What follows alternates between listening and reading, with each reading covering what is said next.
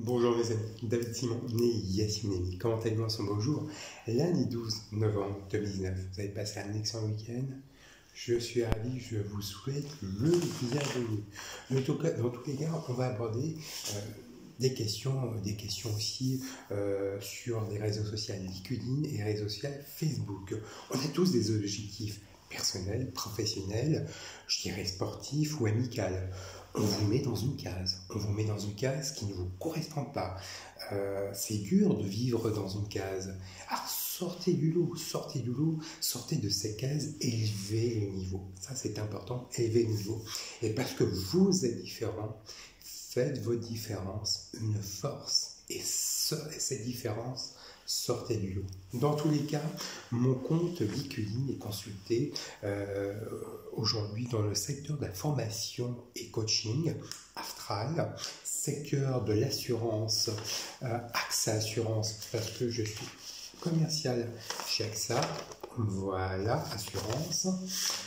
Dans le secteur de la comptabilité Mazars, dans le secteur, je dirais, du secteur automobile, industrie, Dura Automobile Système, secteur de restauration collective, distributeur boissons chaudes, boissons froides, Selecta étant force vive, ancien force vive, attaché commercial chez Selecta, distributeur boissons chaudes, boissons froides et snacking. Voilà. Pourcentage 4% de commercial, 5% d'administrateurs délégués, 3% de courtiers assurance, 3% de professeurs d'université, 3% de spécialistes en livraison et 3% de chefs de projet. On va les aborder tout de suite dans le vif du sujet. Première question de Sabine. Sabine, qu'est-ce qu'un magistrat du parquet? Alors, bien sûr, qu'est-ce qu'un magistrat du parquet? Parce que j'étais un ancien fonctionnaire de justice, ex-salarié de l'État régalien sous le corps de l'administration pénitentiaire. Voilà, bien sûr, alors je vous explique en parce que j'ai réussi un concours d'État régalien surveillant pénitentiaire. Donc je suis passé par l'école de l'administration pénitentiaire qui se trouve à Agen, une belle institution du ministère de la Justice, vraiment une belle institution du ministère de la Justice, et je leur passe un bonjour, un grand salut. Donc, et puis pour bien expliquer, je dirais, les magistrats du parquet, alors je vous fais voir aussi quand même un bulletin de traitement qui datait de 2010. Oula, attendez. C'est du live, hop là, voilà. Un bulletin de traitement, voilà, puis daté de 2010, novembre 2010, voilà, surveillant pénitentiaire, Simon David, 11 rue RP, 72 000 Le Mans, et je dépendais de la direction régionale de service pénitentiaire Le Mans et Croisettes, voilà, et voilà. Qu'est-ce qu'un magistrat du parquet? Un magistrat du parquet, en droit français, c'est sous l'autorité, principalement composé du magistrat représenté par l'ordre judiciaire des fonctionnaires de police. Ça, c'est important de préciser. Chargé de défendre l'intérêt en collectivité. Ça, c'est important de préciser. Le rôle est différent. Ils défendent l'intérêt public. Le rôle est différent. Ils défendent l'intérêt public.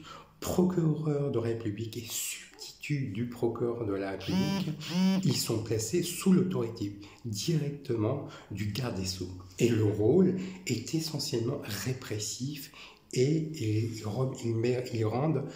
rendent pas de jugement. Voilà, c'est bien. Ça, c'est important de préciser. Deuxième question, une question de Myriam. Tu rencontres toujours des défis au niveau des incivilités au Mans? Bah oui. Oui, je dirais pas plus tard que la semaine dernière. Je suis allé, lundi dernier, je suis allé dans un magasin, dans un commerce, et Super U, pour pas le citer, Place de la République, où je voulais j'ai acheté une viennoiserie, j'avais faim, et puis un sandwich. Et voilà, et je suis tombé nez à nez avec deux personnes. Et malheureusement, ces deux personnes m'ont dit, bah écoute, je me suis cogné sur une porte, et je pense qu'ils font référence à mon agression à caractère discriminatoire lorsque j'étais surveillant pénitentiaire stagiaire émalement les Croisettes. Donc ils n'avaient pas cru ce que j'avais dit, et bon, j'étais pas étouffé comme avant. Il y a pratiquement 10 ans, j'étais très très fin, je n'étais pas étoffé, musclé comme aujourd'hui. J'étais très fin il y a 10 ans, donc dans ma tête, je leur ai dit, je me suis resté vraiment très très digne, vraiment une certaine simplicité, mais digne. Et dans ma tête, je me suis dit, bon, honnêtement, si tu savais ce qui m'est réellement arrivé, via par les services d'enseignement de la SAT, M. Olivier Rayon avait laissé entrer les services d'enseignement de la SAT pour me détruire, pour me nuire. À l'époque, j'étais surveillant pénitentiaire stagiaire émalement les Croisettes. Voilà. Donc, voilà, il y a eu déféqué, on a eu une conversation à la fois intense, viril et musclé, donc déféqué, uriné, et puis vraiment par derrière, pas par devant, par derrière, malaise cardiaque. Donc, et puis il y avait vraiment, vous êtes réellement aux antipodes. Et dans ma tête, j'ai dit, vous êtes réellement aux antipodes, ce que vous devez savoir. Si vous saviez, et je vous fais une confidence. Je ne devais même pas travailler au Croiset. Je ne devais même pas être surveillant pénitentiaire. Si je vous dis la vérité, je devais être surveillant ministère des Armées. Donc, je devais refuser, je fais cette confidence de bienveillance, c'est pas des bêtises. Lorsque vous êtes, vous revenez dans votre région d'origine, vous recevez cet arrêté. Voilà. Donc, maintenant, le ministère de la Justice. Je ne devais même pas travailler au Mans. Donc voilà, je suis interdit de travailler au Mans. Donc voilà, pour être franc. Donc voilà, et j'avais reçu une convocation et je devais travailler à Le Mans les Croisettes, et puis malheureusement, interdiction, voilà.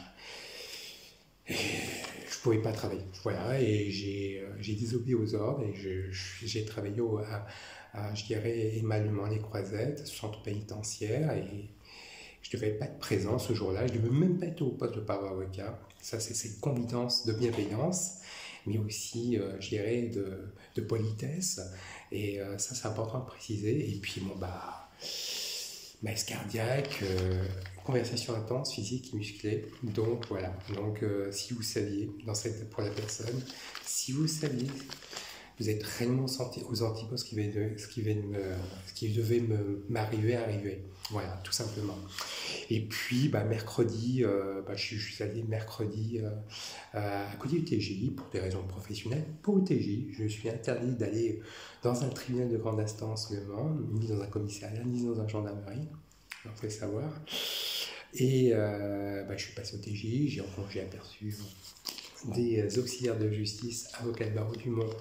Ils étaient en certains modes constipation passagère, certains souriaient, il ne faut pas me sourire devant moi, surtout pas, à une certaine période, vous voulez me voir crever, entre guillemets, excusez-moi du terme, ça c'est vrai. Et puis, j'ai rencontré, l'agent général Christophe Rémusson. Ça fait savoir, l'agent général Christophe Rémusson, à l'époque où j'habitais à 11 rue Hertel, appartement numéro 31, dont le papa habitait, j'étais son voisin de palier. Et je suis un ancien force vive, pour pas tout vous dire, un ancien force vive d'Aimé Marseille. Voilà. Donc, il avait peur de me voir. Oh, il va se fâcher, Yacine va se fâcher. Non, et je leur ai dit, je ne me fâche pas. Il était avec son portable.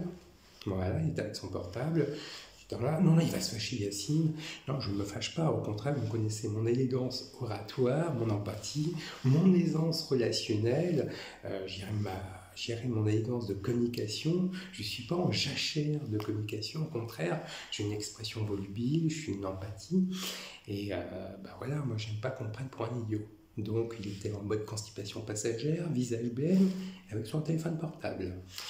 Et vendredi dernier, vous me connaissez, moi je prends les transports en commun, je suis comme tout le monde, je suis à cette tram, je prends le billet, Et je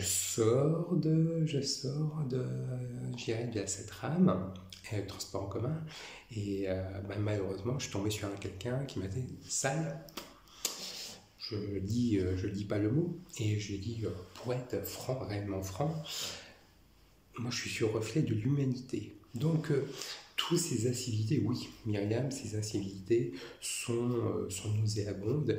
Donc, malheureusement, je dirais, dans ces cas-là, il faut être, je dirais, il faut être réfractaire à tout ça. Il faut être imperméable aux incivilités. Il ne faut pas que ça vous atteigne. Faut pas que ça vous atteigne. Mais j'avais envie d'aller au combat, au fighting, réellement au fighting. Et j'ai répondu, je suis le reflet de l'humanité, il faut pas se laisser faire. Donc c'est important de préciser. Donc à partir de ce moment-là, il faut raison garder, tranquille le chat. Voilà. Une troisième question d'Élodie. Yacine, il faudrait que tu essaies de coacher ton ex-épouse et les avocats de bord du Mans pour que tu vois un peu plus ta fille Inès. Bah écoute, oui, je suis d'accord avec toi, Elodie. Oui, ça, je suis d'accord avec toi. Je t'avouerai, oui. Mais bon, alors pour les avocats de barreau du Mans, je suis en mode précaution oratoire. Vraiment, je suis en mode précaution oratoire.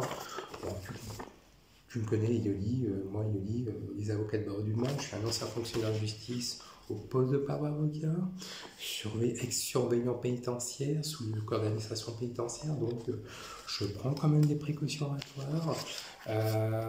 Pour faire, certains avocats de barreau du Mans font des fausses déclarations mensongères.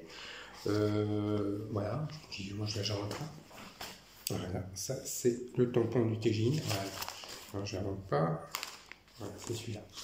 Tampon du TGI, signature du TGI, voilà. TGI Le Mans, signature de cabinet Sadler, maître Sadler. C'est une tartuffe en branche, mon divorce. C'est pour ça que je vais en pouvoir en cassation pour reprendre mes droits parentaux. Voilà, ça le dossier de cours de cassation. Voilà, dans le cours de cassation, c'est important de préciser. Donc, vous connaissez les huissiers de justice, donc je les connais. Quand je recevais les personnes sur le plan de justice au poste de parole avocat, lorsque j'étais surveillant pénitentiaire, stagiaire, donc voilà, donc je les connais, des huissiers de justice, donc il n'y a pas de souci par rapport à ça, mais c'est une tartufferie en branche, donc je me mets en précaution, en mode précaution oratoire.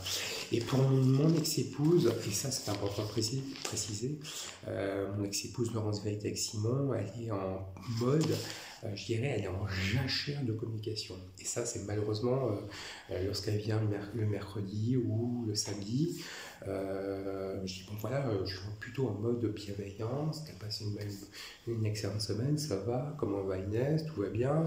Alors moi je suis plutôt en mode bienveillant, je ne suis pas en mode masque de fer, je suis plutôt en mode bienveillance, un grand sourire. Malheureusement, elle est en mode masque de fer. Elle est plutôt en jachère de communication.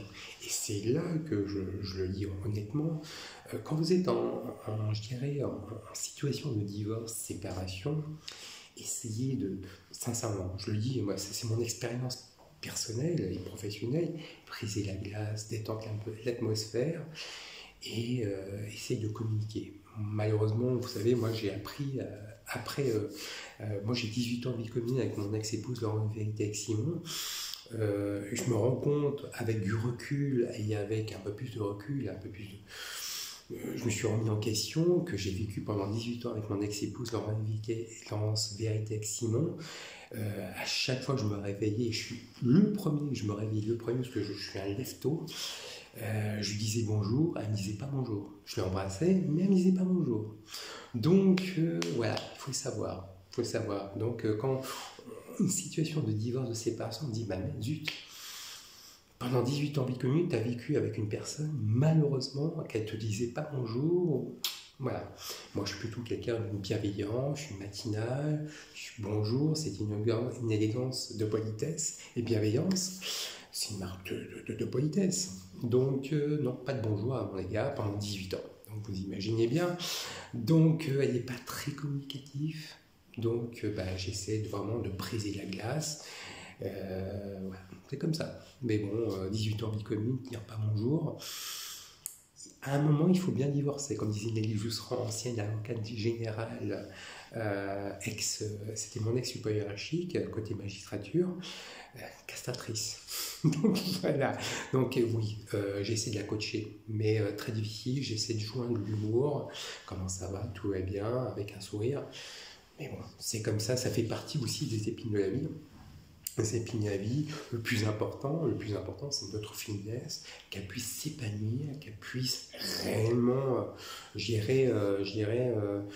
sortir, s'épanouir en tant qu'adolescent, qu'elle soit à l'écoute, qu'elle soit en sécurité, qu'elle puisse vivre, qu'elle puisse voyager.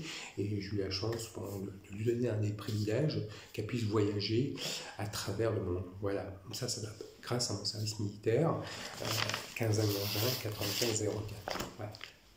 Ça, c'est important de préciser. Donc, le plus important, c'est ça. Et puis, j'essaie de la décoincer. Le plus important, c'est aussi d'anticiper. D'anticiper les sorties, d'anticiper, je la vois mercredi, je la vois dimanche, je la vois samedi. Mais pendant 4 ans de séparation, et on a divorcé en 2018. C'est pour ça que je vais en cours en cassation, réduire les droits parentaux. Et c'est important de ne pas vivre au jour le jour, anticiper, préparer les sorties. Moi, je suis un ancien commercial, j'anticipe mes rendez-vous, je les prépare, tout se prépare. Ça, c'est important de préciser. Voilà, c'est du coaching, Voilà. Une 4e question de Cécile. Combien de temps conservent les papiers personnels? Très bonne question, très bonne question, Cécile. Donc, pour les papiers familiales, j'irai judiciaire, tout ce qui est divorce, comme ceci, papier, livret de famille, document. Voilà, livret de famille, carte d'identité. Alors, c'est à vie. C'est permanent. Conservation aussi des documents liés par exemple à des papiers d'assurance, 2 ans. Facture eau, gaz, électricité, 5 ans. Et les papiers liés aux charges de copropriété, 10 ans. Voilà, Cécilia. C'est une très bonne question. Ça, c'est une très bonne question. C'est la première fois que j'ai cette question vraiment à caractère vraiment professionnel. Et je citerai une citation de Victor Hugo pour conclure. Avant de s'agrandir au dehors, il faut s'affermir au dedans. Victor Hugo. Dans tous les cas, je vous remercie de m'avoir écouté cette sollicitude, cette écoute. Je vous souhaite un très bon lundi, une belle et excellente semaine dans tous les cas. Soyez optimistes et soyez à l'écoute à toute opportunité. Je vous embrasse, à très bientôt, au revoir.